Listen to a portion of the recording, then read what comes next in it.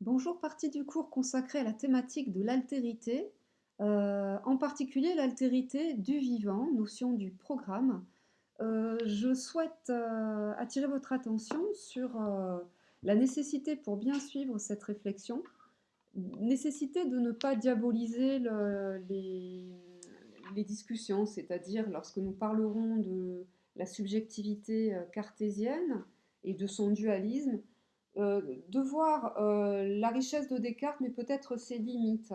Donc évitons, quand on parle de tel aspect dans le christianisme ou chez Descartes ou chez tel autre, de porter un regard à jamais fermé sur ces auteurs-là. La réflexion nous engage à plus de mesures. Alors pour débuter ce cours sur l'animal, cette altérité étrange et parfois inquiétante qui fait face à l'homme en tant que sujet, je vous invite à écouter ce petit texte ce petit poème écrit par Jean-Christophe Bailly, qui est tout à fait contemporain. Le poème a été écrit Le parti pris des animaux en 2013. Voilà le texte. À propos des singes. Le plaisir qui vient des animaux, de leur existence, du fait qu'ils existent, vient d'abord de ceux qui ne sont pas comme nous, de ceux qui sont différents. Ce n'est pas seulement que nous partagions le monde avec eux, avec d'autres êtres donc, qui le regardent et le traversent, qui y vivent et y meurent. C'est qu'ils vivent auprès de nous, ou loin de nous, chat ou chauve-souris, chien ou tigre ou singe, dans d'autres mondes. Or, entre tous les animaux, le singe a cette particularité, on le sait bien, d'être de nous le plus proche. Et ce statut de presque humain, d'humain non abouti ou raté, le prive de ce qu'il est lui-même et pour lui-même. Pas une altérité présentée sans fin et sans finesse aux hommes, comme un miroir déformant, mais une différence, un départ. Pas un départ, mais des départs différents, des vies différentes, distinctes, selon les espèces et les individus qui les composent. Alors, ce qui est intéressant dans ce texte très, très frais, très contemporain, c'est d'insister sur l'impératif intellectuel, l'impératif conceptuel, c'est-à-dire reconnaître la différence euh, entre entre les êtres vivants et reconnaître aussi, du coup, leur possibilité d'accéder à un monde tout autre et de ne pas, du coup, projeter ce qui est connu, à savoir l'humain, même si on a vu avec la question des cultures que connaître l'humain, c'était également reconnaître son côté bigarré, son côté mosaïque, son côté profondément divers. Eh bien, pour réfléchir sereinement et raisonnablement à l'essence de l'animal et du vivant, il est donc impératif de ne pas établir de comparaison qui aboutirait à une supériorité, qui aboutirait à voir en l'animal soit un instrument destiné aux besoins de l'homme, ou comme quelque chose qui n'a pas le langage, un être qui n'est pas entièrement abouti. Et on le voit à l'égard, à propos du singe, cet homme de lettres, Jean-Christophe Bailly, nous invite, lorsqu'il s'agit du singe, à ne pas le considérer comme un entre-deux, mais bien au contraire à admettre la reconnaissance de son essence propre. Alors, si on parcourt un peu les enjeux d'un point de vue historique, on pourrait considérer en fait que dès l'Antiquité grecque et romaine jusqu'à nos jours, on trouve des penseurs tout à fait à l'aise avec non seulement la nature, mais le vivant animal, au point de penser une continuité entre l'humain et l'animal, avec évidemment des différences de degrés. Mais on peut aussi, alors je pourrais donner des noms évidemment. On a dans ce courant-là des hommes remarquables comme Virgile le poète, 1er siècle avant Jésus-Christ, qui écrit dans le 4e partie des Géorgiques un ouvrage sur un passage où il décrit non seulement la beauté des abeilles, mais leur aptitude à organiser une sorte de cité animale avec non seulement une hiérarchie, mais une aptitude à l'autarcie, à l'autosuffisance. Il est aussi question d'un, comme, penseur reconnaissant l'animal et l'admirant d'une certaine manière, de Pythagore qui était cette fois-ci, alors de Pythagore au 5e siècle avant Jésus-Christ, qui allait même jusqu'à euh, considérer que l'animal pouvait même être, par la théorie de la métempsychose, c'est-à-dire une forme de réincarnation, un corps à part, un corps avec sa propre richesse et son développement, mais pouvant abriter non seulement une âme d'animal, mais peut-être même une ancienne âme humaine, une âme en tout cas qui avait un parcours, qui a pu avoir un parcours humain. Donc c'est un mathématicien, philosophe très proche du vivant et de l'animal. Il était d'ailleurs végétarien. Euh, et avant, bien sûr, Pythagore, ne pas oublier le, l'atomiste, le naturaliste proche d'Épicure qui s'appelle Lucrèce, qui dans De Natura Rerum, de la nature des choses, euh, décrit également la beauté du vivant et l'intelligence de l'animal.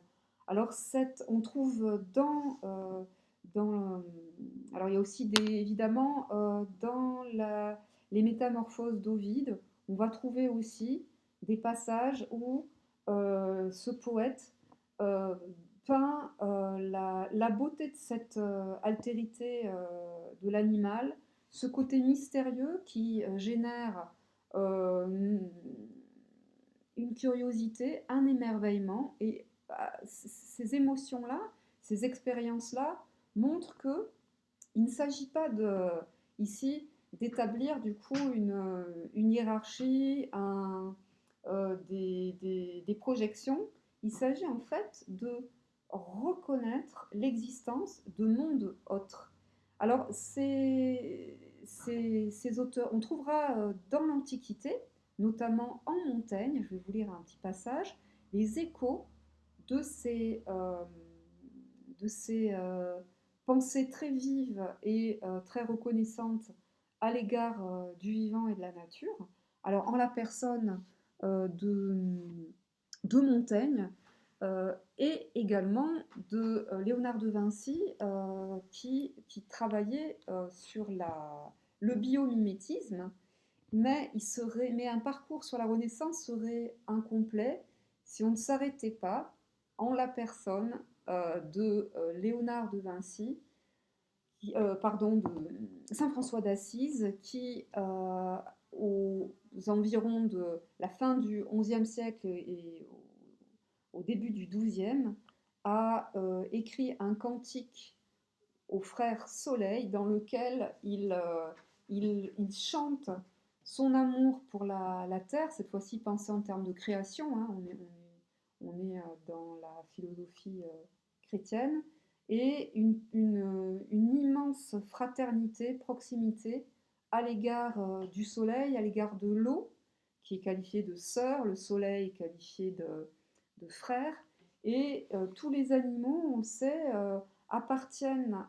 forment une communauté unie, telle que, d'une certaine manière, un Darwin pourrait l'analyser, non pas avec les notions de divin, loin s'en faut, mais au contraire, je parle de Darwin puisque cet auteur scientifique, tout comme Saint François d'Assise, même s'ils sont radicalement opposés, puisque l'un est athée, enfin est devenu athée et l'autre est éminemment chrétien, point commun, c'est penser l'unité du vivant, unité profonde du vivant, fraternité chez Saint François d'Assise, qui faisait venir à lui les oiseaux, chanter, parler aux plantes, etc. Et Darwin qui, lui, parle de l'unité du vivant à partir d'une cellule et de l'évolution des espèces. Ouvrage majeur de Darwin, écrit en 1859, L'origine des espèces. Alors, après donc Saint François d'Assise, qu'il faut vraiment découvrir, je mettrai en ligne des liens vers des sources écrites. Montaigne, je disais. Et alors, Montaigne, dans les essais, le livre 2 et le texte 12, écrit quelque chose qui reflète à quel point cet humaniste est nourri de culture antique, c'est-à-dire des Virgile, des Lucrèce, des Pythagore, et il mène une réflexion dans ce texte sur la nature animale et la nature humaine. Faire un lien aussi, vous le savez, avec la façon dont Montaigne condamne la mise à mal, le rejet hors de l'humain dont ont pâti les peuples dits du Nouveau Monde. Et là, il y a une parenté à faire parce qu'il rejette cette sorte d'expulsion de l'intelligence dont pâtit l'animal le monde animal dans toute sa diversité. Alors, je lis le texte. La présomption, c'est-à-dire une opinion vraiment trop orgueilleuse, trop avantageuse qu'on peut avoir de soi-même, la présomption est notre maladie naturelle et originelle, la plus malheureuse et la plus fragile de toutes les créatures. C'est l'homme. Et c'est en même temps la plus orgueilleuse. Elle se sent et se voit logée ici-bas, au milieu de la boue et de l'ordure du monde, attachée et clouée à la pire, la plus morte et la plus croupie région de l'univers, au dernier étage du logis, le plus éloigné de la voûte céleste, avec les animaux de la pire condition des trois, c'est-à-dire, il fait référence ici aux trois modes de vie sur la Terre, la pire des trois, et il y a l'eau et l'air. Et pourtant, elle se situe par la pensée au-dessus du cercle de la Lune et ramène le ciel sous ses pieds. C'est par la vanité de cette pensée que l'homme s'égale à Dieu, qu'il s'attribue des qualités divines, qu'il se considère lui-même comme distinct de la foule des autres créatures et découpe les parts qui reviennent à ses confrères et compagnons les animaux, leur attribuant comme bon lui semble telle portion de faculté ou de force. Comment peut-il connaître, par le moyen de son intelligence, les mouvements intérieurs et secrets des animaux? Par quelle comparaison entre eux et nous conclut-il à la stupidité qu'il attribue? Alors, dans ce passage-là, je lirai la suite, on voit bien la condamnation d'une position autocentrée et très très présomptueuse de l'homme dans l'univers. Et sachez que cette même critique de Montaigne trouvera évidemment un aboutissement dans le domaine de l'astronomie, dans le travail de Copernic qui a remis en cause le géocentrisme naïf au profit de l'héliocentrisme. Et on peut aussi considérer que Montaigne, on le sait, est témoin du fait que l'humanité ne se résume pas à trois continents, puisqu'on n'en connaissait que trois à l'époque, et que il faut, à la suite des travaux de Montaigne, on s'apercevra aussi de la rotondité de la Terre. Et ce qui est intéressant ici, c'est cette sorte d'obsession nourrie par l'homme à l'égard de sa propre rationalité. Alors, je vais développer cette thématique. Je lis la fin du texte. Alors, en les interrogeant et en s'informant auprès d'eux, en parlant des animaux, il connaissait leur véritable qualité. Il parle de Platon. Ils connaissaient leur parfaite intelligence, une parfaite sagesse, ce qui leur permettrait de mener sa vie plus heureusement que nous ne saurions le faire. Nous faut-il une meilleure preuve pour juger de l'impudence humaine à propos des animaux? Donc l'intérêt ici, pour cet homme né en 1533 et mort en 1592, c'est de remettre sérieusement en cause la façon dont l'homme sujet, celui qui se pense lui-même, crée une ligne de partage, euh, une grande discontinuité entre lui, homme, et le vivant et l'animal. Je vous rappelle que Montaigne a une formule très intéressante dans laquelle il dit que sais-je? Alors ça a donné le nom à une maison d'édition, mais que sais-je? C'est réellement la méthode de Montaigne, à savoir d'interroger nos propres pensées, nos propres projections sur les autres, mais en l'occurrence ici sur l'animal. Et on va être amené dans la future vidéo à comparer des hommes très peu éloignés par le temps, hein, à peu près moins de 100 ans, que sont Montaigne et Descartes. Descartes, celui qui place la subjectivité au cœur de l'humain, celui qui place la pensée rationnelle comme marque distinctive entre l'homme et l'animal, et auquel on attribue, vous savez, la phrase se rendre comme maître et possesseur de la nature. Descartes n'est certainement pas celui à qui on peut attribuer les problèmes d'environnement, la destruction de la biodiversité et des tas de mots catastrophiques, mais il fait partie des philosophes qui placent l'homme au centre, mais cette position centrale est exclusive